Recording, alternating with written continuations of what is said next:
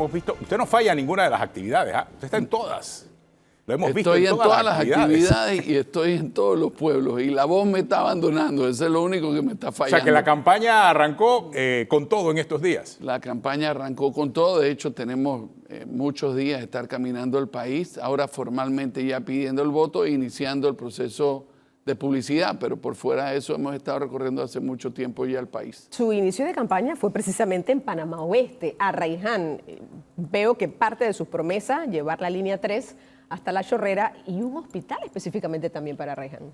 Sí, efectivamente, si tú eres residente de Arraiján hoy, 300.000 personas viven en Arraiján, solía ser una ciudad dormitorio, ya no lo es más. Tú tienes una ausencia de servicios médicos. Si tú tienes alguna urgencia, tienes que ir al Nicolás Solano en La Chorrera. Y no hay que recordar mucho tiempo atrás para saber que el hospital Nicolás Solano no tenía cirugías de emergencia y te derivaban entonces a hospitales de la ciudad.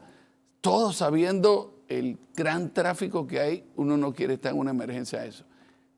Arraiján se merece un hospital, se merece agua potable, se merece que le recojan la basura como Dios manda, en fin. Increíble que en pleno siglo XXI sigamos discutiendo como necesidades servicios básicos domiciliarios que debieron haber sido resueltos administraciones atrás. Oiga, ¿qué piensa de lo que está ocurriendo con el señor Ricardo Martinelli? Le he preguntado eso a todos los candidatos a la presidencia, sobre todo por el rol que está jugando dentro de la campaña presidencial. Es un candidato más, pero que en este momento está inhabilitado para ser candidato. ¿Qué piensa usted? A ver, Ricardo Martinelli no es un candidato más. Era el candidato líder de todas las encuestas y en consecuencia la ausencia de Ricardo Martinelli en el torneo electoral va a generar un vacío de poder. Y la gente que, digamos, estaba dispuesta a votar por Ricardo Martinelli no van a desaparecer, con lo cual, aquí te puedo decir, nosotros vamos a hacer un esfuerzo muy importante en tratar de acercarnos a esos votantes y explicarles durante el proceso de la campaña por qué nosotros somos las personas que los podemos representar en el gobierno. ¿Eso significa que usted no cree que esos votos se le endosen a su vicepresidente? No, de ninguna manera. Yo no creo en política en endosos automáticos. Este es un tema que tiene que ver con personalidades. Y ciertamente encuentro una distinción muy importante entre la personalidad del expresidente Martinelli y del exministro Mulino. Y entonces nosotros vamos a tratar de llenar ese vacío que se está generando en estos momentos. ¿Ya está haciendo esos contactos, Melitón Arrocha? A ver, la diferencia es que tal vez nosotros no vamos a hacer los contactos con la dirigencia del partido RM. Nosotros vamos a apelar a la gente que forma el partido, a aquellos simpatizantes que no inscritos en el partido estaban considerando darle el voto al expresidente Martinelli, que se manifestaba en la encuesta de opinión que han sacado prominentes medios de comunicación. Esas personas no van a desaparecer hoy.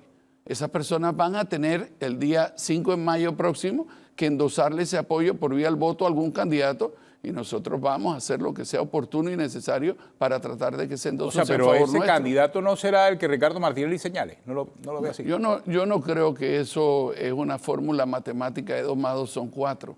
Creo que la gente tiene criterio propio, va a encontrar, digamos, similitudes y afinidades en materia de propuesta de gobierno, personalidad política, en fin, y nosotros vamos nuevamente a apelar a toda esa gente para que nosotros seamos la persona que lo represente en el gobierno a partir del próximo 1 de julio. Ahora que usted está caminando y en campaña, ¿cuáles son esos principales problemas que le da a la comunidad? O sea, además del de salud, que ya no lo planteo, pero ¿cuáles son además del de salud? Yo te diría que el principal problema es el problema del agua. Y no solo un problema del agua aquí alrededor de la ciudad, probablemente es el más visible. Y te digo, es un factor muy importante en materia de inequidad. Yo he visto que entre mayor poder económico, menos necesidad de agua, a menor capacidad económica, es una frustración tremenda la que existe. Tenemos 52 cuencas hídricas. Somos el 5º país del planeta en donde más llueve y no, digo, Arraiján no tiene agua, Chilibre no tiene agua. Y déjame contarte una anécdota. A 12 kilómetros de la potabilizadora de Chilibre, yo estuve en una comunidad en donde en pleno siglo XXI la gente se baña de un pozo y toma agua de un pozo. Y después cuando tuve 150 millones de dólares de presupuesto en la Asamblea, tú te tienes que preguntar cómo hay alguien con un corazón que ha decidido tomar una decisión de gastar plata ahí y no resolver los problemas de la comunidad. Los pilares específicamente de Melitón Arroyo, porque por ejemplo, llegó la hora de plantear en firme cuáles son no solamente el qué, sino el cómo. Hemos escuchado a algunos candidatos que dicen ley anticierres, otros nacionalizar la mina, y como otras propuestas. ¿Cuáles son los pilares de Melitón Arroyo en este caso en particular? Bueno, sería largo comentarlos todos, por lo tanto voy a Por lo menos hacer unos tres. pincelazos Ajá, claro. aquí, ¿no? Entonces te voy a decir, en materia de distribución de agua, no podemos continuar como vamos. La institución tiene todo lo que no debe ser, no es capaz de cobrar bien, porque no presta el servicio de manera idónea, no presta el servicio de manera idónea porque tiene más del 50% de fuga en la distribución de agua. Además, la cuenca del Canal de Panamá tiene una capacidad básica,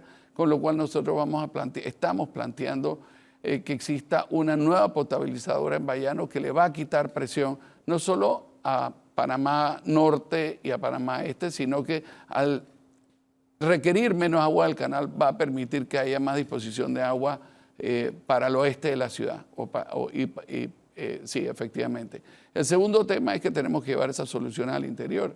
Entonces consideramos que tiene que haber una potabilizadora en la parte alta del río Santa María y eso ayudaría a resolver los problemas de agua de provincias centrales y de Veragua. En materia de infraestructura, nosotros creemos que tenemos que acercar a Chiriquí a Panamá y eso significa mantener una velocidad constante que permita que digamos, el tránsito de Chiriquí a Panamá dure menos y eso está debidamente estudiado. Habrá que hacer unos overpass en algunas ciudades de manera tal que la velocidad promedio sea mucho más corta. Y ya hemos planteado 3 extensiones de la línea del metro.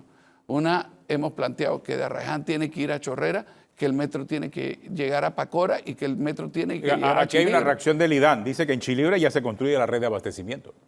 Bueno, sí, ya se construye, ¿no? Le quiero decir que las 3 potabilizadoras que están a punto de entrar tienen 10 años de estar construyéndose. Entonces, ¿sabes? Tenemos que pasar de la negligencia administrativa que ha caracterizado al IDAN a los hechos. Porque sí, se está construyendo. Yo estuve... Y dice que, y aquí me están escribiendo el IDAN, también dice que la administración actual va a dejar la potabilizadora de Bayano diseñada. Bueno, Dios lo bendiga. Dos temitas que... Yo creo que será una de las buenas cosas que haga. Yo no quiero venir aquí a plantear que todo se está haciendo mal. Habiendo dicho eso, el próximo gobierno deja otro dolor de cabeza a la administración entrante. Y es que usted verá que ellos están terminando, digamos, grandes obras que gobiernos anteriores habían dejado licitadas y algunas de ellas en ejecución, pero usted no oye de ninguna obra nueva que ellos tengan en planificación y que hayan hecho, digamos, la licitación, hayan encontrado el financiamiento, con lo cual va a venir un impasse en materia de formulación, creación de empleo desde la perspectiva del sector público, especialmente en materia de infraestructura, porque este gobierno no le está planteando al país qué le deja como legado de obras que se tienen que ejecutar en el futuro. Entonces, digo, hay mucho por hacer, hay mucho por hacer. Además del problema de agua, me llama la atención que, bueno, por lo menos la mayoría de los candidatos que se han sentado aquí, además del tema del agua, el tema del seguro, el tema del canal, plantean el tema del desempleo y el tema de la economía como 2 temas que son quizás los más importantes en este momento, pero percibo que usted no lo está analizando desde ese punto de vista. No, totalmente. El problema del desempleo es el principal problema y la gran frustración del pueblo panameño, particularmente entre la gente joven y muy especialmente todo el que tiene menos de 25 años. Mira, el 7.3% de desempleo de la última estadística, más de la mitad de ese número son gente que tiene menos de 25 años y hay que entender la frustración. Han estudiado la escuela secundaria completa, se han graduado de la universidad muchos de ellos y cuando intentan acceder al mercado laboral resulta ser que lo único que le dicen es no hay. Entonces tenemos que reenrumbar nuestro sistema educativo de manera tal que, digamos, conciliamos la demanda de lo que está esperando que el sector privado ofrezca con los servicios educativos que está proveyendo el Estado. Y eso no está pasando. Y en ese sentido, pues nosotros vamos a privilegiar que haya una educación dual, que al mismo tiempo que estudia la escuela y la universidad, hayan servicios de pasantía en donde ya empiezas a adquirir tus primeras oportunidades. Pero lo cierto es que mientras que no le devolvamos al país confianza y credibilidad, muy difícil atraer inversión extranjera directa. Y en eso nosotros vamos a poner un enorme esfuerzo para garantizar que no solo los nacionales pueden confiar en que pueden poner su plata a trabajar. Y eso significa ninguna otra cosa que la desburocratización del Estado. Mira, tú vas a sacar un registro sanitario porque decides que tú vas a vender algún producto comestible o de salud. Y tú te vas a encontrar una serie de barreras burocráticas que te van a impedir que tú vayas al mercado el próximo año o segundo año. Si tú eres un micro o mediano empresario, estás quebrado para el momento que te pidieron el registro sanitario. Si tú vas a hacer una construcción, la emisión de los permisos de construcción, no solo en la ciudad de Panamá, sino en muchas otras ciudades importantes que tienen esa responsabilidad, hace que la obra pueda demorar un año, año y medio para que tengan el permiso de construcción. Eso significa que el capital está en el banco, que no se están vendiendo bloques, que no se está vendiendo acero, que no se están vendiendo ventanas, que la gente no está yendo a repellar. Eso significa que nosotros, con nuestra hiperburocracia, lo único que estamos haciendo es impedir el completo y total desempeño ¿Cómo económico. entonces solucionar específicamente esa hiperburocracia? ¿Usted qué plantea? Bueno, una desburocratización del Estado y transparencia. Si tú sabes que, digamos, tú presentaste tu solicitud de registro sanitario y tienes la posibilidad de ver cómo va el avance de todo y tú ves que hay muchos que están pasando por encima del tuyo, pues tiene que haber algún lugar en donde tú puedas levantar la mano y decir, hey, ¿por qué el mío no se mueve y todos los demás sí? Y por el otro lado hay una serie de requisitos que francamente no tienen ninguna razón de ser. Que el único propósito es que hay un burócrata que está cobrando un sueldo y que en consecuencia tiene que ser algo, pero que cuando tú te preguntas la lógica del proceso, pues no tiene ninguna buena respuesta. Descentralización, más control, menos dinero. ¿Qué piensa hacer Melitón Arroyo? A ver, la descentralización ha perdido su norte, ¿no? Nosotros vemos ya la descentralización como un botín político en donde diputados crean corregimientos en donde no debería haber corregimiento porque la norma establece que una vez creado el corregimiento se le establece determinado presupuesto y eso significa más nombramientos para las campañas políticas, más presupuesto de caja menuda para algunos diputados, con lo cual vamos a devolverle el orden a la descentralización, ¿no? Eso necesita recursos, ciertamente ha quedado en evidencia, plasmada a través de varias las noticias que a lo largo del tiempo ustedes han venido contándole a la ciudad, en que eso, digamos, es la cuna de los escándalos en la malutilización de los recursos públicos y ciertamente demuestra un descontrol total en el manejo de los fondos públicos. Ese tema se va a acabar a partir del 1 de julio. ¿Cómo? Bueno, porque vamos a hacer los cambios legislativos que correspondan, vamos a nombrar un contralor que sea idóneo y que le ponga orden a ese tema y significará que vamos a tener que revisitar, sobre todo en los últimos años, los corregimientos que se han venido creando. ¿Y ya pensó el nombre de ese contralor en el caso de usted ganar la presidencia?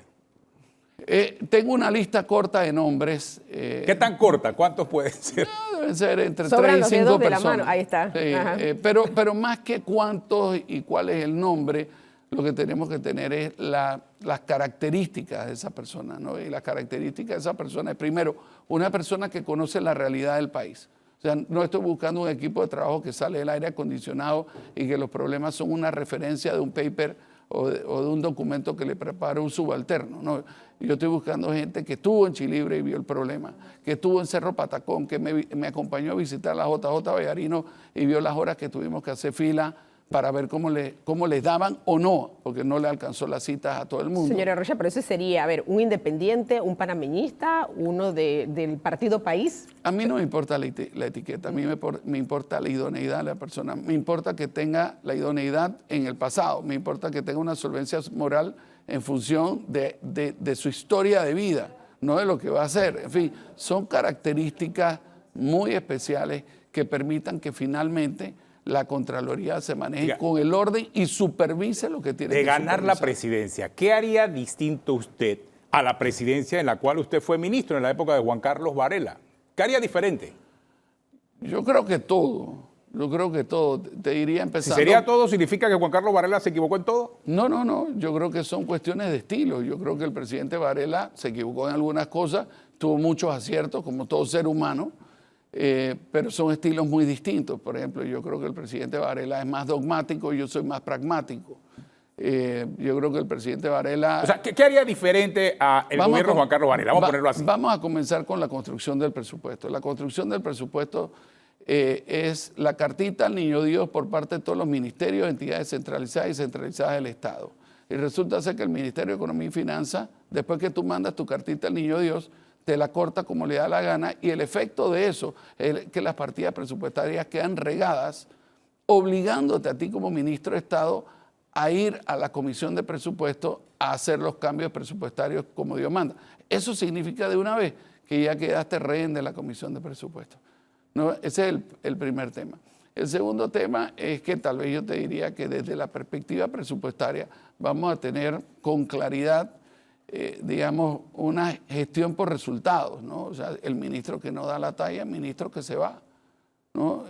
Aquí, fíjense, en la última administración... Eso es muy diferente a lo que hizo Juan Carlos Varela. Bueno, no solo la administración de Juan Carlos Varela, la administración del presidente actual, ¿no? No, se lo pongo en función del gobierno donde usted participó, ¿no? Sí, no, y si hablamos del gobierno en que yo participé, no solo participé del de Juan Carlos Varela, participé como vicecanciller del gobierno del expresidente Ricardo Martinelli. O sea, que tiene experiencia en dos gobiernos. Y como En cuatro. viceministro En de cuatro. Estado. Sí, en 4. No, pero en con los la dos administración últimos Moscoso recientes. y como comisionado Ahora- de la CLICAC en parte del gobierno del expresidente Martín Ahora, Torrijos. y con el más próximo, Juan Carlos Varela, ¿ha hablado por ahí?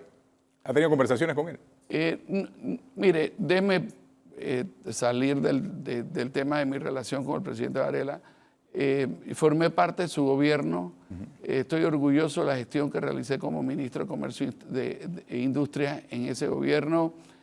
Considero que el presidente Varela tuvo enormes aciertos, algunos de ellos los estamos viendo. O sea, toda la construcción que estamos viendo en Arraiján, la construcción de la línea del metro, de la tercera línea del metro, en fin, hay una cantidad de aciertos. Por supuesto, como ser humano tuvo también desaciertos en una gestión de gobierno que está caracterizada porque no solo él tomó las decisiones. Hay que entender que el presidente de la República, el primer día de gobierno, nombra 4.000 personas con mando y jurisdicción a nivel nacional, que ellas por su propio mérito y por su propia iniciativa van a tomar decisiones que van a impactar la vida. Pero ¿ha hablado o no ha hablado con el expresidente Varela últimamente? Te digo, he hablado con el presidente Varela.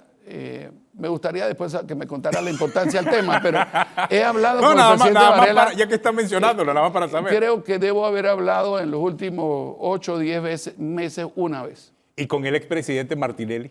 Bueno, él me Porque usted también fue parte del gobierno, ya nos lo dijo, ¿no? Con él me encuentro de tiempo en tiempo en los debates y no sé si hablar significa saludarnos y la verdad es que los saludos son muy Y cordiales. con la expresidenta Miriam Moscoso, con la que también trabajó. Con la expresidenta Moscoso tengo como 2 años de no hablar con ella, pero no he hablado, o sea, no hay ninguna diferencia con la presidenta Moscoso, por el contrario, le tengo un cariño y una admiración muy importante y creo que en su momento le sirvió bien al país. No, se lo digo en referencia en función de con todos los gobiernos que ha trabajado, como dijo Dorcas de la Rosa. Bueno, y con Martín Torrijos, él no me nombró, venía nombrado por la Asamblea de Diputados, pero también he hablado con alguna frecuencia. Ateneo, y no solamente en los gobiernos donde ha trabajado, donde ha renunciado también, porque en muchos de esos cargos renunció. Así es, señor Melitón, ¿no? Así es, así es. Fíjate, y yo no he ido al gobierno nunca planteándome mi participación en el mismo como un trabajo.